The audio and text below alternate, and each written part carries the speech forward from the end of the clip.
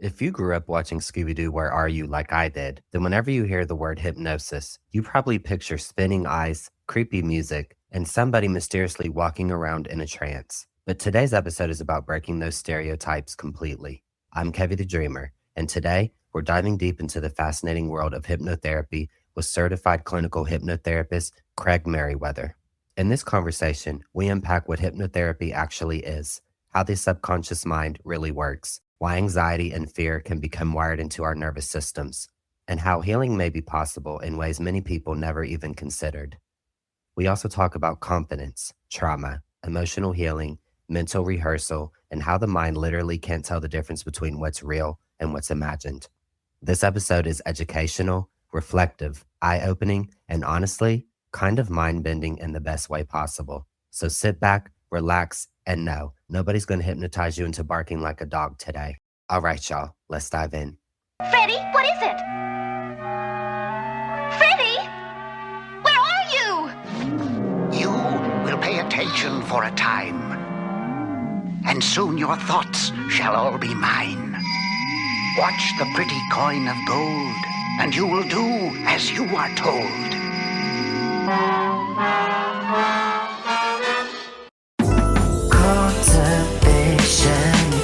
Kultivation with Kevie.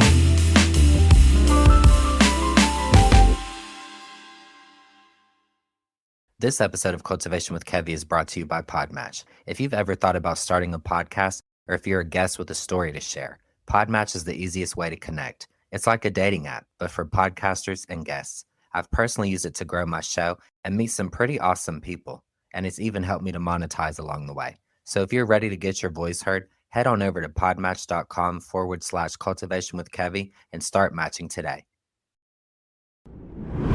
Hello, everybody. Welcome to another episode of Cultivation with Kevie. I'm your host, Kevie the Dreamer. Today, I have the pleasure of being joined by Craig Meriwether, who is a certified clinical hypnotherapist and the founder of Arizona Integrative Hypnotherapy, where he helps clients explore deep healing and subconscious transformation. Kevie, how are you doing? I'm really excited about talking about hypnotherapy.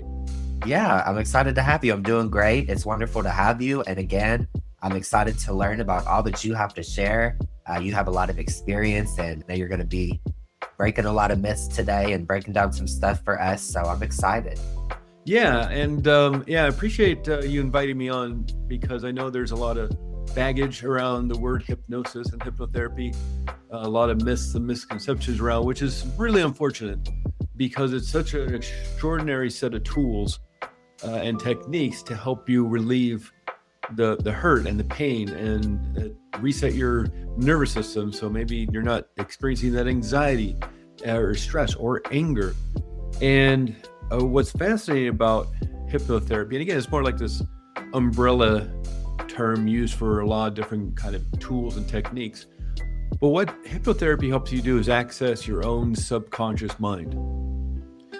So you fix it. This isn't control. This isn't mind control or brainwashing or anything like you see in the movies. You can't make, like Jason Bourne. You can't hypnotize Jason Bourne to assassinate the prime minister. That's not how it works. This is allowing yourself, with the intention to heal and create change in your life, to move into a more relaxed state and make that change. Everybody can do this. Now, there may be some people listening who say, well, no, I went to a hypnotherapist and they couldn't hypnotize me. I'm not hypnotizable. Well, you didn't feel comfortable in that moment. Maybe you didn't actually want to be there or do the work, or you weren't comfortable with the person. Everybody can do this because it's just brainwave state. You're altering brainwave state. You're moving into an altered state of consciousness. And that sounds fancy and somewhat psychedelic, but really it's just moving down into that alpha brainwave state. The famous ones we learned about in school were beta, alpha, theta, and delta. And a brainwave state is basically just a wave of energy, electricity, because these, the 86 billion neurons in our brain are, when you do something, wave your hand around when you're talking, or you walk down the street, or you're thinking a thought, feeling emotion, you're firing brain cells and they're shooting little electrical pulses. And how fast those pulses communicate to each other, the brain cells communicate to each other, determines what brainwave state you're in. And so one wave is like from the back to the front to the back again. And when somebody's in the conscious awareness of being in the present moment, then you're in the beta brainwave state. So let's say I'm back in high school math class and I'm paying attention. It's going to be on the test next week. I got to do well on the test this time around. So I'm paying attention. I'm taking notes. I'm in the beta brainwave state. I'm focusing. I'm in this present moment, taking notes and asking questions. And I'm firing about 18, 20 cycles per second. That's probably what you and I, Kevin, are doing right now. Firing about 18, 20 cycles per second in this present moment, having a conversation. Well, I'm back in high school math class and I get bored and I just, and I start staring out the window. And I started thinking, oh, the weekend's coming up. It's going to be so much fun. Or next week we're going on family vacation, or, that trip we took a couple years ago, or whatever. I start thinking about something else and I move into that more daydreamy state. I'm still in class and people are still talking and the teacher's still doing the equations on the board, but I'm not paying attention anymore. My mind is drifted off, has floated away, just like that boring meeting at work or driving home from the store or work or something. And then all of a sudden you find yourself in your driveway. You've drifted off and you've now slowed down your brainwave state. You literally slowed down how fast your brain is operating. You're now in the alpha brainwave state, a very daydreamy state of mind where you're firing about 12 cycles per second. Literally just slow down how fast it's operating. You get into that theta brainwave state. You're not really awake, but you're not really asleep either. That's about 6 cycles per second. Sleep in the delta brainwave state when you can dream and your eyes are darting around and you're in that REM sleep. It's about 1 or half cycle per second. And so I'm back in high school math class and my head starts nodding down again. I'm not really asleep yet. I'm not really awake.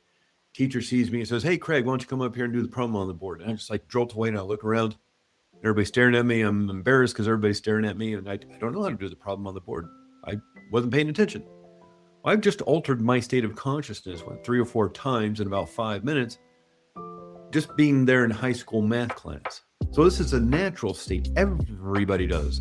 In fact, that's the whole point of meditation, is to keep your mind in this present moment, to this breath, to this mantra or whatever the person's working on.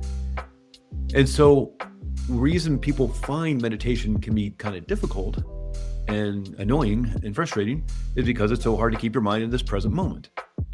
In hypnosis, we want your mind to drift off and float away. This is the easiest thing to do in the world. And so even though it may feel similar to meditating or the savasana at the end of a yoga class or something like that, it's very, very different because we want your mind to drift and float away. We want you to move into that altered state of consciousness you do multiple times a day. Watching TV puts you in an altered state of consciousness. So this is something everybody can do. Again, you may not have, if you've experienced hypnotherapy in the past and say, well, I'm just not hypnotizable. It's like, well, you didn't feel comfortable in that moment for whatever reason. And that shows the control you have. No one can make you go into hypnosis, just like I can't make anybody meditate. I don't have a pocket watch or anything and dangle in front of people's eyes and meditate, keep your breath, attention on this next breath. I can't make anybody do that. Just like I can't make anybody go into hypnosis. All the videos you see online of street hypnosis, it's like, that was all set up. They practiced that for a couple of weeks before they went out on the street to make a viral video. And even the shows you see in Las Vegas or comedy clubs, there's people on stage and they're dancing like Michael Jackson or singing like Elvis Presley or I don't know, barking like dogs, quacking like ducks. Every single person up on that stage volunteered to be up there. They want to be up there. They're exhibitionists. They're extroverts. They want to be star of the show. And who's the hypnotist going to come out when he comes out to do the show? Who are they going to pick? The introvert that's hiding in the back of the room in the shadows, sinking down in their chair? Or they're picking the extrovert who got there early to sit in the front row and jump up and down and say, hey, pick me, pick me. Who's going to do a better show? And they all have a smile on their face at the end of the show. You can't make anybody do anything they don't want to do. And so everybody up on the show acting silly and having fun, their intention is to act silly and to have fun. And they do, because they allow themselves that freedom to do that. So imagine what you can do if your intention is to heal, is to release the hurt and pain, even if you don't know what it is. And we can go into that in a second, more about the subconscious mind. But one of the big misconceptions is that this is control. This is mind control. This is brainwashing. I can make people rob banks and give me half the money or something. I can't do that.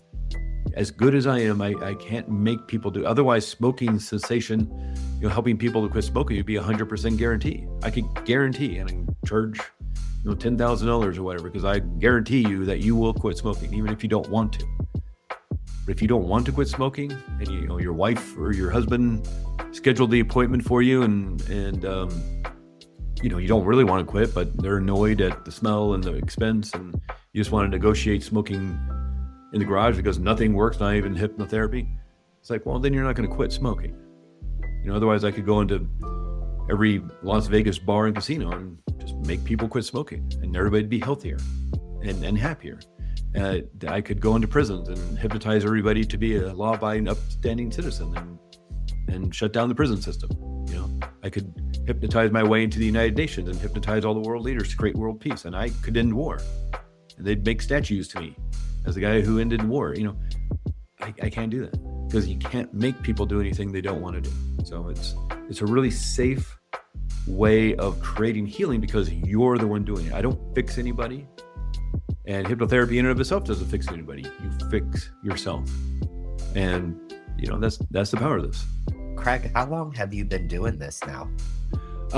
Professionally, I've been doing this work for about 12 years. I got into it because I was struggling with my own anxiety and depression, and since I was a teenager, and that's the 1980s. And back then, it's just whatever talk therapist you could find in the yellow pages that was in town and close enough to drive to, or it's whatever book you could find at the library, the bookstore. And the SSRI drugs, the Prozacs and things, those weren't out yet. Those were late 1990s. Of course, the internet's not out there yet. And so, and as a teenage, 14, 15-year-old, they're not going to go out and start looking for therapists and books and things. I just kind of settled into, I guess this is the way it is. This is the way you're supposed to feel. And as I got into the 90s, and Tony Robbins is out there, and I started reading his books and just trying to get better, trying to feel better. And then the Prozacs and the SSRI drugs started coming out in the late 1990s, and so the conversation opened up. You started talking about it on talk shows, Phil Donahue and Oprah and whoever else was out there, Merv Griffin. You could actually talk about depression. You talk about the radio shows, the talk shows, and you could talk to your doctor about it. Now they write you a prescription, but it opened up a conversation about depression in men, depression in women. And as the internet's coming on, we had our 14.4 modems that took 12 hours to download a picture, but you could have a conversation with people on the internet about this kind of stuff and what they have experienced. And so information became so widely available in terms of depression, dealing with anxiety, that a lot of new opportunities to create healing arrived, that I didn't know of before. And one of them was hypnotherapy. A lot of the articles and people talking about it, and in the back of books, they'd be, okay, now that I told you about how awesome you are, here are the 5 things you can do to change your life. And one of them was always hypnotherapy. And since it was this constant amongst so many different people, I just did a little more work looking into it, and I thought it was an interesting way of creating change without years and years and years of talk therapy, without having to do medication. And so I started working with somebody I found, and I just created some change, or was releasing and letting go. Because what's interesting about the subconscious mind is its main job is to keep you safe and protected. It's for survival. Now, of course, it's running your immune system, your digestive system. If you get a cut on a finger, you don't have to think about it. It knows where the problem is, and it knows what to do about it. If you ever had that experience of somebody going, hey, you got a big scrape on your arm. How did you get that? And you're like, I didn't know I had a scrape on my arm. Subconscious mind knew there's a problem before you were even consciously aware of it, and started the healing process. You have a cut on the finger, the index finger of your left hand. It doesn't send all the white blood cells to the pinky finger of your right hand. Somebody's up in Alaska skiing and they break their leg. Sure, yeah, you're going to go to the doctor, get an x-ray, have a cast, but it sends all that healing white blood cells and energy, whatever it does, to the right part of your body, because it knows what the problem is and it knows what to do about it. And certainly a scrape on an arm, the cut on the finger, and the broken leg are all different things. It's not going to do the same thing to a cut on a finger that's going to do to a broken leg, let alone digest your food, let alone, heal deal with the common cold. It knows what to do about all these different situations. You don't even have to be consciously aware that it's doing it. That's the power of the subconscious mind. It's holding on to little habits that we have, or big habits even, of like tying your shoes and zipping up your jacket and walking down the street. All these things we don't have to think about, but its main job is to keep you safe and protected. And it sort of has this filing cabinet of files of all the hurt and pain we've been through, maybe since we were a little kid. And it holds on to those files, not to make your life miserable, but to keep you safe and protected, because it doesn't want to experience those again. That's its main job, safe and protected, which doesn't necessarily mean happy and successful. It means safe and protected.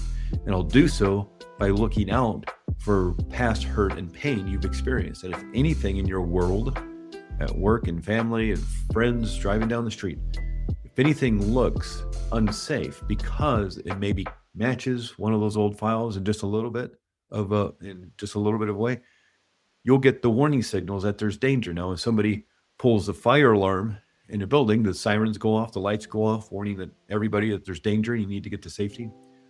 Well, we also have a warning system, but instead of sirens and lights, we have feeling states. The feeling state of fear, the feeling state of anxiety, the feeling state of overwhelm and worry, and even anger.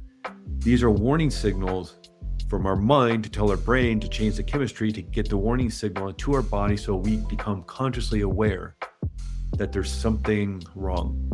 The problem is, or I don't know, maybe it's not a problem, but the issue is that the subconscious mind can't tell the difference between what's real and what's imagined. And this is most noticeable when somebody's having a nightmare in the middle of the night. Doesn't matter how realistic, maybe a veteran is having a PTSD dream about the war, being back in combat, even though their war was 30 years ago. Or maybe something super ridiculous and silly, like a cheeseburger is chasing down the street, throwing coconuts at your head. It's ridiculous. It's never going to happen. But in that instant, your subconscious mind has a shoot first, ask questions later safety protocol and say, okay, we're being attacked either by the enemy in combat or by a gigantic cheeseburger chasing down the street. It's going to turn on the stress response to armor you and prepare you for fight or to flee. And so the brain starts creating adrenaline and cortisol, dumping that into your bloodstream. Your heart starts racing to get it to the big muscle of your arms and legs, turning down the power of your immune system, digestive system to get that energy to the big muscles. You start sweating to cool down your body. You start breathing shallowly to get quick oxygen to the big muscles of your arms and legs, all because of cheeseburgers chasing down the street, all unconsciously. May even wake you up. There's so much cortisol in your brain. You wake up, maybe with a scream, looking for the danger of the cheeseburger chasing down the street. Mind can't tell the difference between what's real and what's imagined, even though you're safe in bed. It thinks you are in danger. So you can imagine what's happening in your waking. And so it's this highly emotionalized part of mind that is there to keep you safe and protected. So that's the subconscious mind. The conscious mind, that's the logical mind, the analytical mind, the mind that creates your goals and the plans to achieve those goals and the willpower to go after those goals. But what neuroscience says is that conscious mind only makes up 5% of mind. Subconscious mind makes up 95% of mind. So when there's conflict between the logical mind and the emotional mind wins every time. That's why none of this has to make any sense. And that's why, not to disparage talk therapy, because I think that can be very helpful and useful and healing, but why sometimes people spin their wheels in talk therapy, because they're logically trying to analyze a situation to find a solution to an emotional problem that may be entirely imagined. That's not to say people don't get hurt when they're kids, that they don't go through traumatic events. But the situation has changed. They're adults now. They're maybe in a more safe environment, but their nervous system may be trained to constantly look for threats and constantly setting off that alarm system. And another aspect of being human, not only that the mind can't tell the difference between what's real and what's imagined, but another aspect of being human is that what you practice, you get better at. And that's great if you're learning the piano or the guitar, or you're learning dance, you're learning martial arts, learning to walk as a kid. But what if you're practicing anxiety or fear or anger? Are you just not get really good about that? And what if it's because of when you were a kid, something happened that was unsafe? You grew up in an unsafe home, or there's some trauma in your life. And maybe even the best thing you could have done as a kid is to keep yourself small and keep yourself quiet and to hide. That kept you safe as a kid, but that's not going to work as an adult. But if those are the instructions that were put in to keep you safe, you're just going to keep using those same instructions even as an adult until those instructions change. And since you're the one who put those instructions in there, yes, maybe unconsciously through trauma as a child, but since you're the one who put those instructions in there, you're the one who gets to change them. And again, that's the power of hypnotherapy.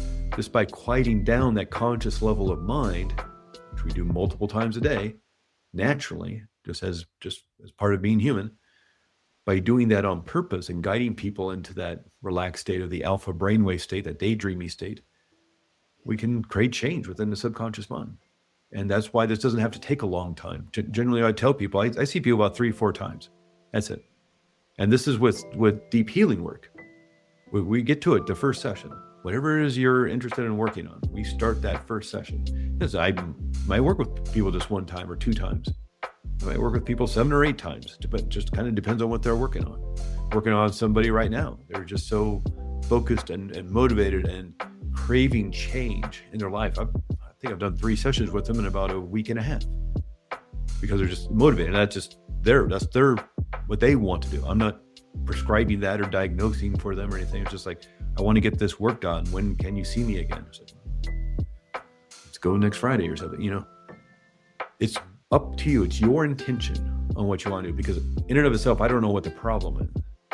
That's why it takes a long time for talk therapy to really get going, because the therapist has to get to know you 1 hour at a time or 50 minutes at a time every week. So it may take months for them to even start to gain access to not only what's going on in your life right now, but how that relates to teenage years and being a little kid. And it takes time to put it all together, put those threads together. It's like, well, you know what the problem is.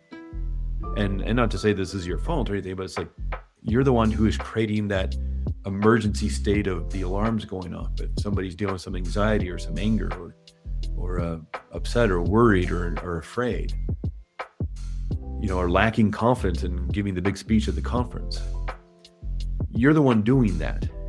And it's very, very difficult. It's not an efficient way to run the body to be in the stress response. Your body, mind, brain don't want to do that because it takes a lot of energy, it takes a lot of effort.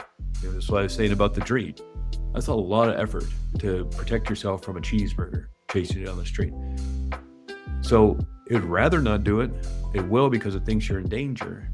So it knows why it's doing it. And I'm going to guess, especially even if people are feeling a lot of chronic anxiety, maybe feeling it for decades.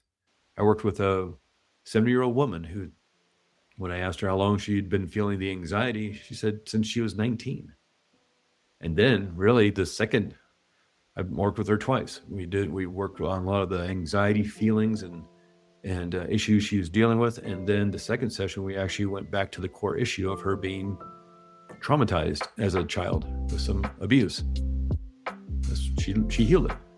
She did the work to remove the emergency signals of that and to heal from that. 2 sessions, never seen her again. Reach out to her, make sure she's okay. It's like, yeah, she's fine, doing great, living her best life. But she held on to that stuff for some 60 years until her body was exhausted enough, or she was learned enough or something that she said, okay, it's time for me to heal this.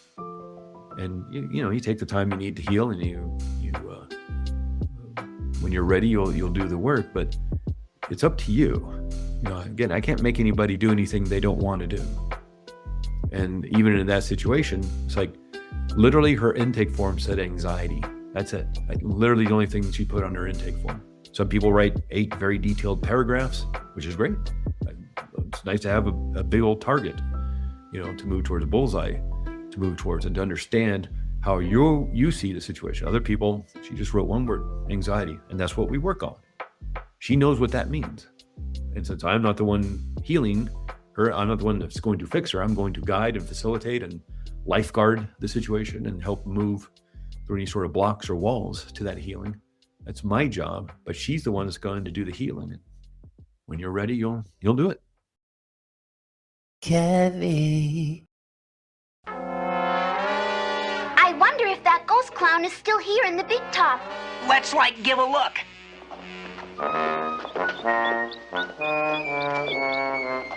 What's that? It's Daphne on a unicycle.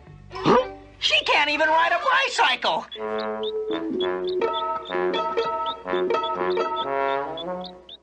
So you've talked a little bit about the myths of hypnotherapy. You've talked about how the subconscious mind will protect us. It doesn't know pretty much real from fake. So how would you say that hypnotherapy does work? How does it protect us? How does it, I guess, use the subconscious mind to protect and heal us? And how does it work, putting the myths aside, and how does it really work? That's a really good question. I would think that, in trying to make this a somewhat short answer, it allows you to drop that old programming of needing to hold on to that traumatic experience for safety. Because somewhere, not that in and of itself, the instructions were wrong, but they just may not be useful for you anymore. That's why there's some disconnect. And maybe the safety signals are running amok, constantly, sending out the alarms. It's because there's some files in the filing cabinet that aren't needed anymore, and are causing some disconnect to your, how your body and mind are working. And the subconscious mind speaks to us in symbolism and metaphor and allegory and storytelling. Sigmund Freud said that. Carl Jung said that. Milton Erickson, Laura Perl said that.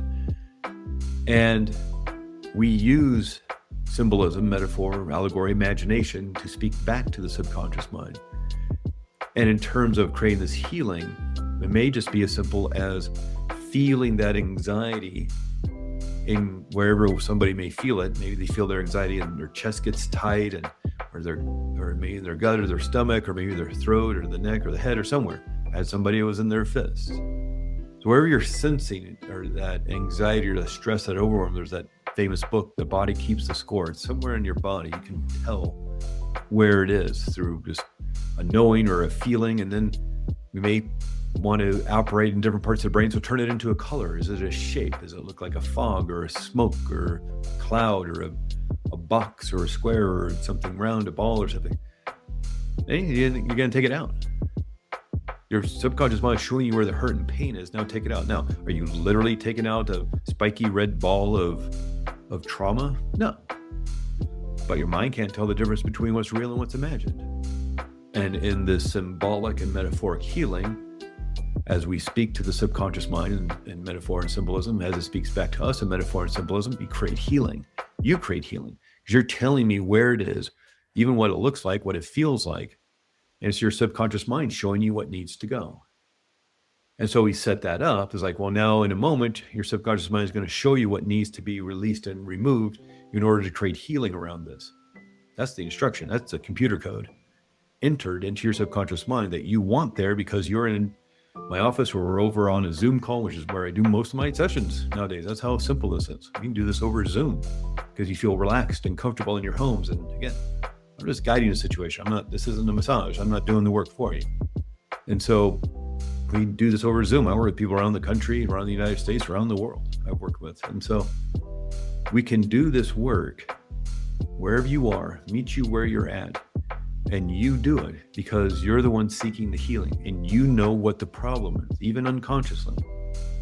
Yeah, consciously, maybe not so much, but subconsciously, you know what the problem is because you keep creating this alarm system around certain situations. Maybe they're known to you, maybe they're unknown, but you know what the problem is, and more importantly, you know what to do about it.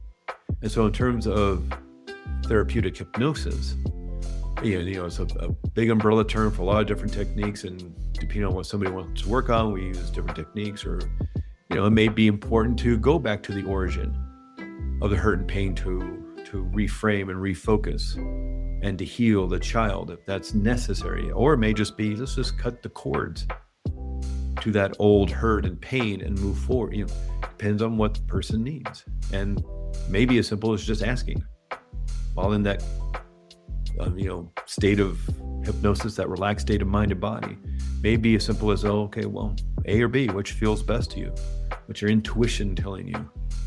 And they say, well, I need to do this. It's like, all right, let's do it then. And you know what the problem is, and more importantly, you know what the answer is. Just like that scrape on the arm, you weren't even consciously aware of, but the subconscious mind knew there was a problem and created a healing process. It just has some sort of instruction that it was safer to hold on to it for future protection, to warn you if something ever, came at you like that again. But you can tell it's like, okay, well, that was helpful as a child. Maybe that was the best thing you could have done as a child. That didn't work in my 40s, with all the wisdom of being an adult, you can now create new instructions. It's computer programming. This is what was set up on how to protect the child. Nothing else has come in terms of how to do a better job. So this is what we're going to do. And as you get older, it just stops working. And so change the programming. I mean, I don't mean to make it sound that simple, but sometimes it can be literally that simple. I've worked with people in their 70s who have undergone extraordinary trauma in their life, and worked with them 2 times, 3 times. And like, they're done because they're ready for it. Nobody has hypnotherapy as first on their list. We're always the bottom of the list in terms of healing, because of, unfortunately, the misconceptions and the myths and things. And people generally come to hypnotherapy because they've run out of hope. They're like, well, I guess I'll try hypnotherapy. Amongst all the things I've seen on movies and TV shows and Las Vegas shows, I don't know what else to do. Because the years and years of talk therapy haven't helped. The EDMR didn't help. It helped a little bit, but not, it's not getting the, core issue, because I don't know what the core issue is. I was like, okay, well, your subconscious mind does, because it keeps creating the feeling state, and the only reason it's creating the feeling state is because it senses a problem in your external world, real or imagined. That doesn't matter. And we'll use your healing capabilities to change the code and to heal that old trauma. Hey dreamers, you're tuned in to Next Level Voices, presented by Kultivation with Kevie, where we highlight powerful voices who are making waves in empowerment, leadership, and change. Don't touch that dial. Next level. Yeah, yeah, yeah. Oh, yeah. Hold it, Scooby. That's him. That's the ghost clown. Let's surround him. You go that way, and I'll go this way.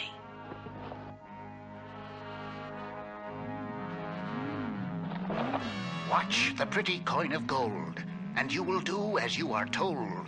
You are brave, and that's a fact.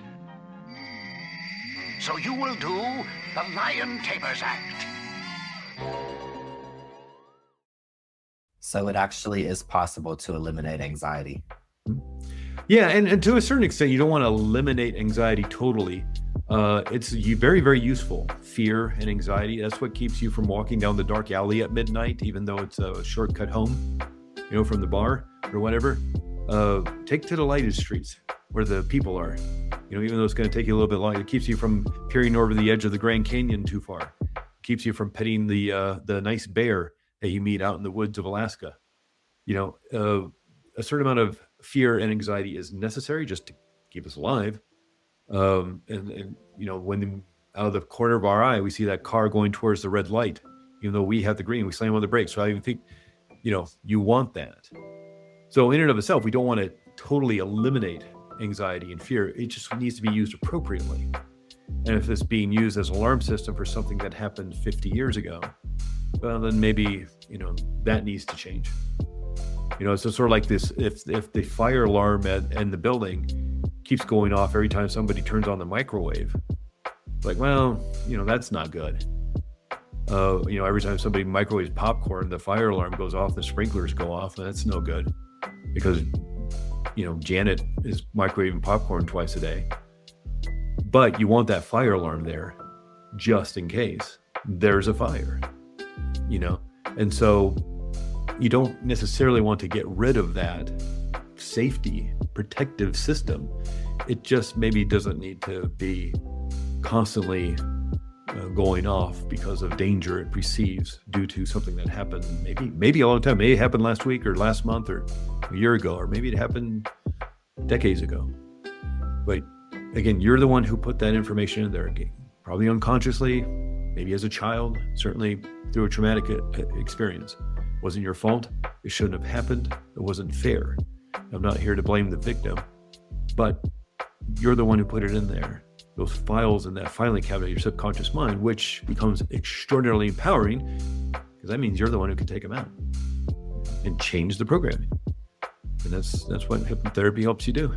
Craig, my final question for you is, what can we do to boost confidence? The best thing to do to boost confidence is practice confidence. Even if you don't feel confident in a certain area, oftentimes, let's be general about it. Somebody needs to give the presentation at the meeting coming up, or the board of directors, or the big presentation at the conference, the keynote speech or the TED talk or something, and they don't feel confident about it. That confidence, that fear around that anxiety is a warning system that you're unprepared. Or that maybe in the 6th grade, you got up in front of class to do show and tell or the book report or something, and everybody laughed because you didn't do such a good job. And now you've equated being up in front of people as being something that's unsafe you need to protect yourself from. So the warning systems go off. Or just like, oh, I'm just so uncomfortable because you don't do it often. In professional group, there's professionals that get together once a week and just everybody gets up once every now and then to discuss their business or ask questions or whatever. And you're only getting up like maybe once a year or, twice a year, maybe. So it's not like you get a lot of practice in it. And so a lot of this stuff we feel nervous about, like getting up to giving a speech, is lack of practice. And the first time we do it may be in front of that big conference or the big meeting or something. So to a certain extent, there's some practice involved in gaining confidence. But you can also practice within your mind. So here's a cool little exercise to do. Just pretend you have the confidence. And the reason why I'm telling you to pretend is because there was some research that was done back in the 1990s. And researchers wanted to watch the brain as it learned something new. This technology was just coming out. Researchers could watch the brain in real time, and they wanted to watch it learn something. And so they picked piano. And they had a bunch of volunteers come in who didn't know how to play the piano, and they showed them the simple little scales and the exercises, little songs you learn as a beginner. And they came in and practiced 2 hours a day for 7 days straight. That was the length of the research, 7 days. They had a control group, because when you're doing this kind of research, you want to compare and contrast. Here's a group that's playing piano. Here's a group that does nothing, learns nothing during the week. What are the differences at the end of the week? Compare and contrast. But they also had a third group, and this is where it gets really interesting. You had a third group only pretend to play the piano. So they brought them in, they showed them the simple little scales, the little exercises, the little songs you learn as a beginner. But instead of sitting at the piano, they sat over at recliner, sat down on the couch, closed their eyes, and only pretended to play the piano. 7 days. So at the end of 7 days, they look at everybody's brain, MRIs, and the control group, nothing changed. They didn't learn anything, they didn't do anything different. Nothing changed in their brains. No big mystery there, and that's what they expected to happen. The brains of the people who actually played the piano, they put their hands, sat in front of the piano, put their hands on the keyboard, worked the keys with their fingers, heard the music, read the sheet music with their eyeballs. They developed a new neural network in the part of the brain for music. The brains looked like they were piano players because they were playing piano. And so neurons that fired together, wired together. And all these neurons playing to work the fingers and hear the music and register this and that. All those millions of neurons connected together formed a new neural network, brain cells connecting together. Of course they did, because they're learning music. They're learning something new. It's music. It's in the part of the brain for music. No big mystery there. What's extraordinary is the group who only pretended to play the piano developed the same neural network in the same part of the brain. Even though they never touched a piano, they never sat at the piano, they never heard the music, they never, read any sheet music. Their brains look like they are piano players just because they pretended. The mind cannot tell the difference between what's real and what's imagined. Literally change your physiology. And so if you're not confident in giving that speech or whatever the thing is you want confidence in, pretend. Fake it till you make it is a literal thing. You can spend time every day practicing it in your mind, doing it. Now, of course, you still want to practice giving a speech and getting feedback before you go out in front of a bunch of people. That's a part of the learning process and how we learn as humans. But an aspect of this can be focusing on what it is you want and doing it successfully. Now, there may be some fans of the Olympics listening, and if you are of a certain age, you may remember the 1970s and the Soviet Union was very dominant in gymnastics back in the 1970s. Nadia Comaneci from Romania and so other Soviet satellite states, and no one could figure out how the Soviet Union was so far dominant in gymnastics, like won the gold, silver, and the bronze, won all the world championships. Well, in the late 70s and early 1980s, some of the athletes on the gymnastics team and some of the coaches started to defect. And what the world found out is they were spending at least half their time in mental rehearsal, is what they called it. And so, yes, they're on the mats, they're doing the twists and the tumbles and the turns and the jumps and all the things, and uneven bars and the rings and all that. They're doing the work. But then, if they spent 6 hours on the mats and in the gym practicing the routine, they spend at least 3 hours mentally rehearsing the routine and successfully doing it, the dismounts and all the things, successfully doing it. And now we know why that worked. We have the scientific evidence to understand that they were literally wiring that success into their brains and making it even stronger. And so this is very exciting, that you can pretend you are the person you want to be and it'll literally wire it into your system. That also becomes a little bit frightening, because what if you're imagining success or you're imagining failure? What if you're imagining getting booed at the conference? What if you're imagining them throwing tomatoes at you and chasing you off the stage with pitchforks and fire?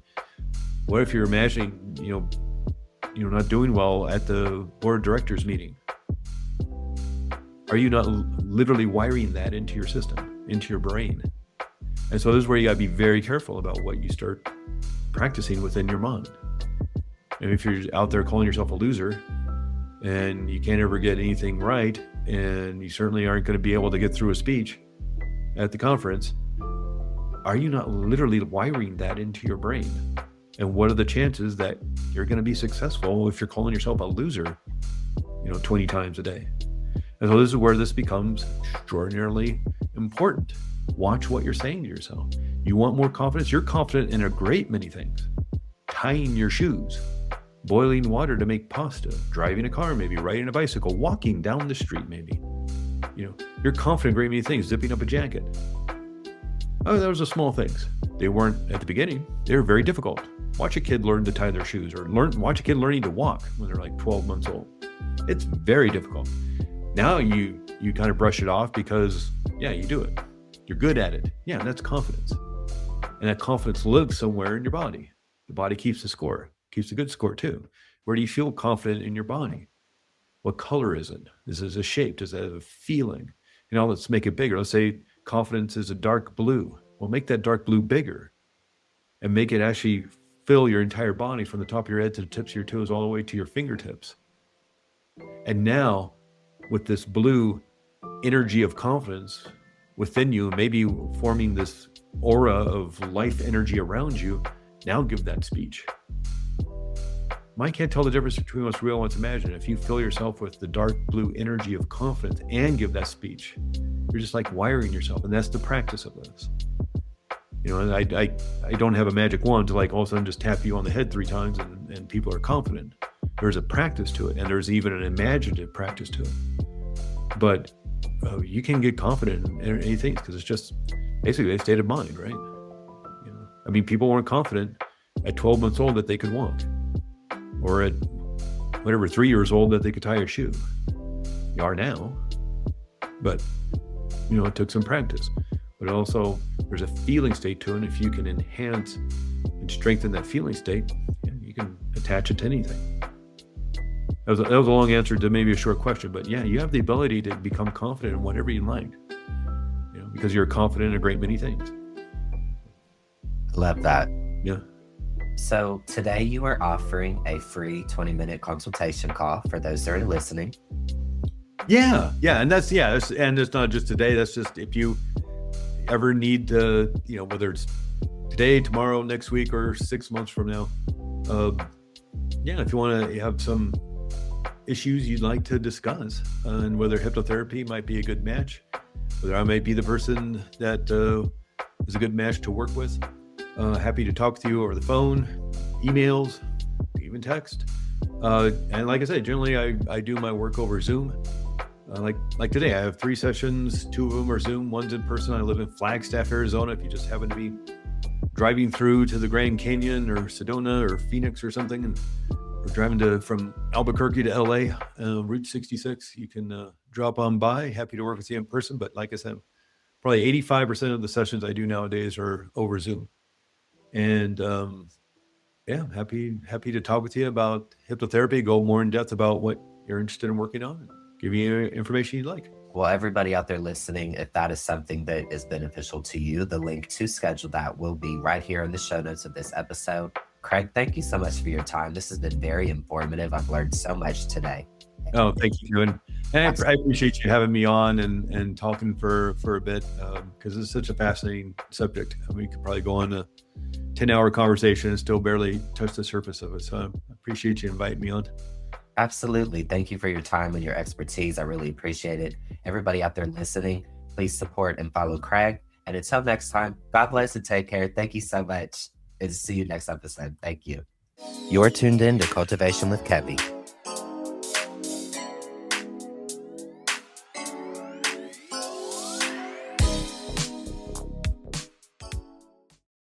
When it comes to creating content that connects, I believe confidence starts with the right tools. And for me, that tool is StreamYard, the all-in-one platform that makes recording, live streaming, and interviewing guests a breeze. Whether you're hosting your own show, recording solo episodes, or bringing on special guests from around the world, StreamYard lets you do it all, right from your browser. I use StreamYard every week to record Kultivation with Kevie, and what I love the most is how simple it is to brand your stream, record in HD, and stay focused on what really matters, your voice and your story. So if you've been thinking about starting your own show or taking your production to the next level, try StreamYard today using my referral link in the show notes. That's www.keviethedreamer.com/faves, because your story deserves to be seen, heard, and streamed. Editing my podcast used to take me hours, but now I'm in and out just like that, thanks to Descript. Before Descript, I'd spend forever scrubbing through waveforms, cutting out ums, uhs, and awkward pauses. It was so tedious. I can literally hit backspace on a word, phrase, or even a whole paragraph, and poof, it's gone from the audio. Editing has never felt so simple. Descript doesn't stop there. It automatically detects filler words and deletes them for you, tightens awkward gaps, and lets you drag and drop transitions and music just like a pro. And the studio sound effect? One click and it polishes your entire audio, cleaning up background noise and making it sound like you recorded in a professional studio. It's honestly wild. What used to take me 5 hours now takes me 1, and it sounds even better than before. If you're tired of spending forever on editing, trust me, Descript will change the game for you too. Hit that link in my show notes and start reclaiming your time now. That's www.keviethedreamer.com/faves. And that's a wrap on this episode of the Next Level Voices series on Kultivation with Kevie.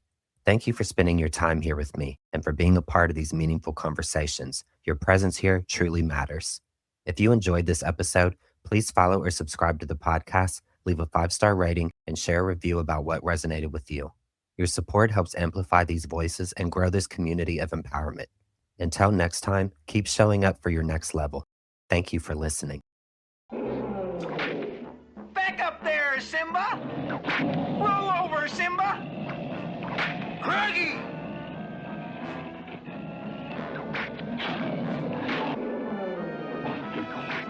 Rusty Roy! Ha! Now, Simba! Stand! Stand, Simba!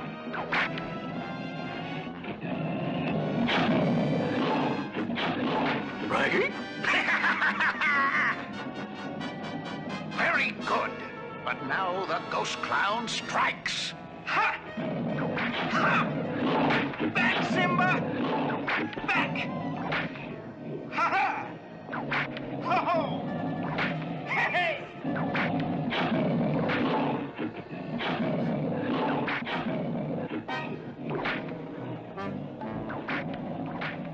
When I blow this whistle, you won't be a lion tamer. You'll be a tasty snack for a hungry lion.